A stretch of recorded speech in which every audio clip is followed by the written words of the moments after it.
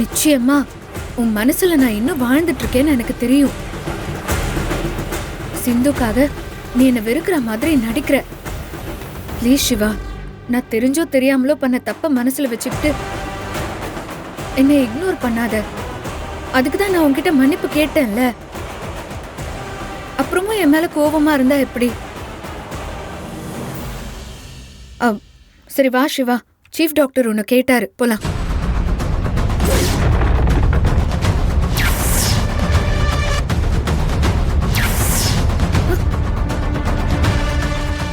என்ன சிவா, வா போலாம். ஸ்னேகா, வா. கையை விடு. என்னவோ புதுசா நான் உன்னை தொடர மாதிரி வேண்டான்னு சொல்ற. 3 இயர்ஸா நான் உன்னை தொட்டது இல்லையா, ஹக் பண்ணது இல்லையா, கிஸ் பண்ணது இல்லையா? கம் ஆன் சிவா, வா.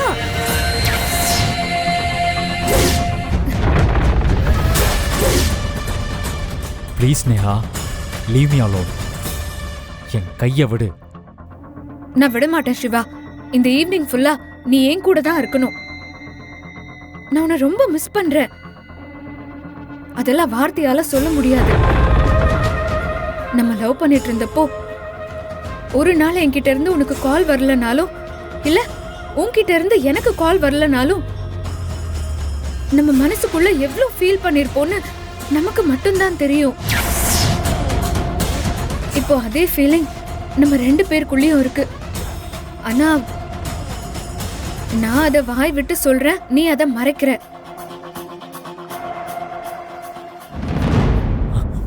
ஸ்னேகா ப்ளீஸ், கையை விடு. என் கையை விட சொல்லிட்டா நான் உன் மனசுல இல்லன்னு ஆயிடுமா? உன் மனசு முழுக்க நான் தான் இருக்கேன்னு எனக்கு நல்லா தெரியும் சிவா. சத்தியமா சொல்றேன், நீ சிந்துவோட வாழ மாட்ட. அவளை நீ ஏத்துக்கலன்னு எனக்கு தெரியும். இனிமே ஏத்துக்கவும் மாட்ட, அதுவும் எனக்கு தெரியும். உன் மனசுல உன் மனைவியா, உன் காதலியா என்னைக்குமே நான் மட்டும்தான் இருப்பேன். நிச்சயமா ஒரு நாள் நீ என்கிட்டயே திரும்பி வருவ, அந்த நம்பிக்கை எனக்கு இருக்கு. ஆஃப்டர் ஆல் ஒரு டாக்டர்ஸ் மீட்டுக்கு கூட உனக்கு சிந்துவை கூட்டிட்டு வர பிடிக்கல பாரு. அத வச்சுதான் சிந்துவை எந்த இடத்துல நீ வச்சிருக்கேன்னு என்னால புரிஞ்சுக்க முடியுது. நான் டாக்டர்ஸ் மீட்டுக்கு உன்னோட சேர்ந்து வரணும்னு கேட்டப்போ அக்செப்ட் பண்ணியிருந்தா நம்ம 2 பேரும் ஒன்னாவே கிளம்பி இங்க வந்திருக்கலாம். ஆனா நீ என்ன அவாய்ட் பண்ணிட்டு வந்துட்ட. நீ ஏன் அவாய்ட் பண்ணிட்டு வந்தேன்னு என்னால புரிஞ்சுக்க முடியுது. உங்க பெரியம்மா சிந்துவை உன்னை கூட்டிட்டு போக சொல்லியிருப்பாங்க, அதனால நீ என்ன அவாய்ட் பண்ணிருக்கலாம். It's okay. ஆனா என்னதான் பெரியம்மா சொன்னாலும் நீ சிந்துவை டாக்டர்ஸ் மீட்டுக்கு கூட்டிட்டு வரல பாரு. அதான் உண்மை. உனக்கு சிந்து மேல எந்த அஃபெக்ஷனுமே இல்ல, எந்த சென்டிமெண்ட்டும் இல்ல, எந்த ஃபீலிங்ஸும் இல்ல. ஆனா இது எல்லாமே உனக்கு என்கிட்ட நிறைய இருந்தது.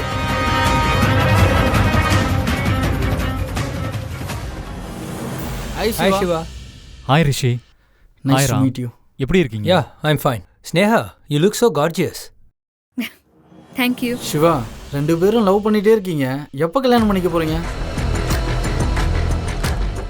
ஏய் சிவா, உன்னதான் கேட்குறேன், எப்போ 2 பேரும் மேரேஜ் பண்ணிக்க போறீங்க?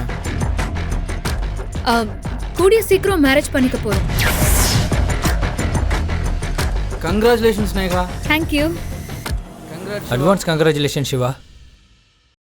சாரி, எனக்கு ஆல்ரெடி மேரேஜ் ஆயிடுச்சு. என்ன சிவா சொல்ற?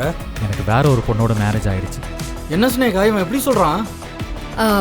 ஊர்ல சிந்துன்னு ஒரு பொண்ணு சிவாவை சீட் பண்ணி மேரேஜ் பண்ணிக்கிட்டா. பட் சிவா அவளை அக்செப்ட் பண்ணிக்கல. கூடிய சீக்கிரம் சிவா அவளை டிவோர்ஸ் பண்ணிடுவாரு. அதுக்கப்புறம் நாங்க மேரேஜ் பண்ணிடுவோம்.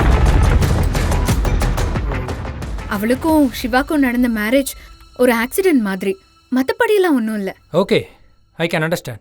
Anyway, advance wishes. Okay Sneha, அப்புறம் பார்ப்போம். என்ன சிவா, நான் சொன்னது கரெக்ட் தானே? சிந்துவை டிவோர்ஸ் பண்ணிடுவ தானே? நிச்சயமா நான் சிந்துவை டிவோர்ஸ் பண்ண மாட்டேன். இன்னொன்னு சொல்றேன், உன்னையும் கல்யாணம் பண்ணிக்க மாட்டேன்.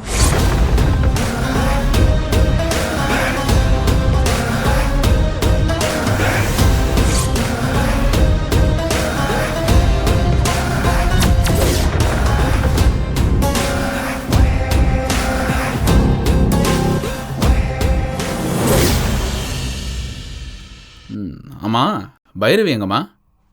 அவ அப்பவே சாப்பிட்டு போயிட்டா. அதுக்குள்ளையா? ஏன் புருஷன் சாப்பிட்ற வரைக்கும் வெயிட் பண்ண மாட்டாளா? நீ காலையில சாப்பாட்டை 12 மணிக்கு வந்து சாப்பிடுவ, அது வரைக்கும் அவ சாப்பிடாம இருக்கணுமா? ஏமா நீ எல்லாம் அப்பா சாப்பிட்டதுக்கு அப்புறம் தானே சாப்பிடுவ? ஆறுமுகம், நான் ஒரு உண்மையை சொல்லவா? நான் உங்க அப்பா வரத்துக்கு முன்னாடி ஒரு தடவை சாப்பிடுவேன், உங்க அப்பா வந்ததுக்கு அப்புறம் அவரோட சேர்ந்து ஒரு தடவை சாப்பிடுவேன்.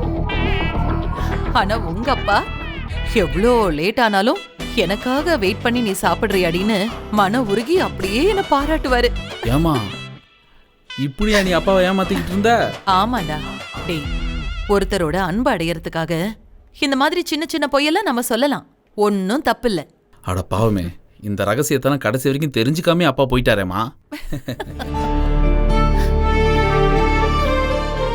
ஆறுமுகம், பைரவி மாதிரி ஒருத்தி கிடைக்க நீ கொடுத்து வச்சிருக்கணும்டா. நீ சம்பத்தோட கைய வெட்டினதுனால உனக்கு அசலூர்காரன்ல இருந்து உள்ளூர்காரன் வரைக்கும் எவனும் பொண்ணு தர மாட்டேன்னு சொல்லிட்டானுங்க. நீ படிக்காததால உனக்கு படிக்காத பொண்ணுதான் பொருத்தமா இருப்பான்னு நான் உனக்கு படிக்காத பொண்ணாதான் தேடிட்டு இருந்தேன். ஆனா உன்னை கட்டிக்கிறதுக்கு படிக்காத பொண்ணுங்க கூட தயாரா இல்லப்பா. உன் பேரை சொன்னதும் பொண்ணுங்கெல்லாம் பயந்தாளுங்க. ஏதோ போன ஜென்மத்துல நீ ஏதோ பெரிய புண்ணியம் பண்ணிருக்க, அதான் பைரவி மாதிரி ஒருத்தி உனக்கு பொண்டாட்டியா அமைஞ்சிருக்கா. நீ மட்டும் புண்ணியம் பண்ணலடா, நானும் கூட தான் புண்ணியம் பண்ணிருக்கேன். அதனால தாண்டா இவ்வளவு அறிவான மருமக எனக்கு கிடைச்சிருக்கா. பைரவி எவ்வளவு படிப்பு படிச்சிருந்தாலும் என் பேச்சுக்கு மறு பேச்சு பேச மாட்டா. அப்படி ஒரு வளர்ப்பு. அறிவுலயும் சரி, படிப்புலயும் சரி, பண்புலயும் சரி. பைரவி மாதிரி ஒருத்தி உனக்கு பொண்டாட்டி அமைஞ்சதுக்கு நீ காலத்துக்கும் அந்த கடவுளுக்கு நன்றி சொல்லிக்கிட்டே இருக்கணும். நான் பண்ண புண்ணியம் பைரவி மாதிரி ஒரு பொண்ணு எனக்கு மனைவி அமைஞ்சிருக்கா. அதே நேரம் பைரவி செஞ்ச பாவம் என்ன மாதிரி ஒருத்தன் அவளுக்கு புருஷன் அமைஞ்சிருக்கம்மா. என்னடா சொல்ற? பின்ன என்னம்மா, பைரவி எவ்வளோ படிச்சிருக்கா, அவ எவ்வளோ கனவோட வளர்ந்துருப்பா. ஆனால் அவங்க அப்பா சொன்ன ஒரே வார்த்தைக்காக நான் கட்டின தாலியை மறுக்காம ஏற்றுக்கிட்டான். இப்போ வரைக்கும் அவள் ஆசை கனவுகள் எல்லாத்தையும் மனசுக்குள்ளே போட்டு அடைச்சி வச்சுக்கிட்டு உனக்காகவும் எனக்காகவும் இந்த வீட்டுக்குள்ளேயே முடங்கி கிடக்குறாமா. நான் கட்டின தாலி பைரவியை மட்டும் இல்லைம்மா, அவளோட அத்தனை ஆசை கனவுகள் எல்லாத்தையும் கட்டி போட்டுருச்சு. அவ இந்த உலகத்தையே சிறகடிச்சு வளம் வரணும்னு நினச்சா. ஆனால் என்னை கட்டிக்கிட்டு இந்த வீட்டுக்குள்ளேயே முடங்கி கிடக்குறான். அவளால் எனக்கு நிறைய சந்தோஷம் பெருமை எல்லாம் கிடைக்குது. ஆனால் அவளுக்கு என்னால் எந்த சந்தோஷமும் பெருமையும் கிடைக்கவே இல்லைம்மா. என்னால் அவள் வேதனையை மட்டும்தான் அனுபவிச்சுட்டு இருக்கான்னு நினைக்கிறேன். சுயநலமாக என்னோட வாழ்க்கையை பற்றி மட்டும் என்னால் யோசிக்க முடியலம்மா. பைரவியோட வாழ்க்கையை பற்றியும் சேர்த்து யோசிக்க வேண்டிய நிலைமையில தான் நான் இருக்கேன்.